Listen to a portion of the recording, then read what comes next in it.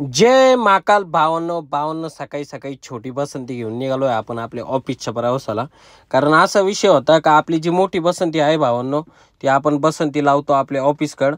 तर लवकरात लवकर फायनली तिथं पोहोचलो ना आपली बसंती घेतली लोड करून. मोठीवाली जी बसंती होती ती लोड करून घेतली आणि म्हटलं चला आता जायचं आपल्याला आज मस्त सिन्नरच्या प्रवासाला, नाही का.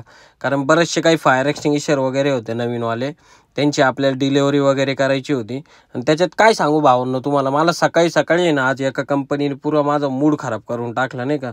पूर्ण दिवसाचं हेच करून टाकलं. म्हणजे तिथं गेलो 1 तास थांबलो भावांनो, पण त्यांनी लवकर चलन नाही बनवलं. शेवटी भावांनो आपण निघालो दुसऱ्या कंपनीच्या प्रवासाला, नाही का. कारण आहे ना म्हटलं इथं टाईमपास करण्यात काय अर्थ नाही, म्हटलं तर जाऊ दुसऱ्या कंपनीमध्ये, नाही का. त्यांचं दुसरा प्लांट होता, आपल्याला तिथं जायचं होतं. मग फायनली तिथं पोचलो. तिथं पोचल्यानंतर त्यांचे काही फायर एक्सटिंग्विशर वगैरे आपल्याला द्यायचे होते, आपण रिफिलिंग करण्यासाठी आणलेले होते, नाही का.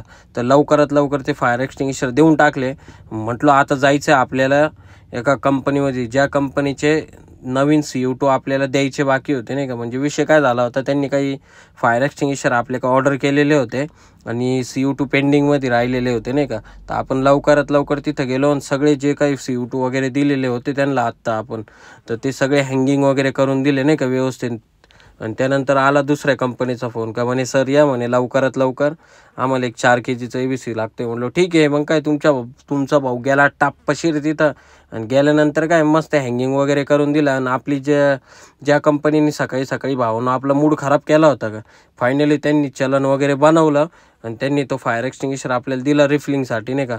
तर लवकरात लवकर म्हटलं चला आता जायचं ऑफिसला. आपल्याला ऑफिसला जायचा विषय असा होता का 4-5 दिवसापासून आपण काही फायर एक्सटिंग्विशर आपण रिफिलिंग वगैरे केलेलेच नव्हते, नाही का. तर बराचसा बाजार येऊन पडलेला होता. म्हटलं झालं धन्य, म्हटलं काही खरं नाही, आता पटापट सगळे फायर एक्सटिंग्विशर आपण रिफिलिंग वगैरे करून घेऊ.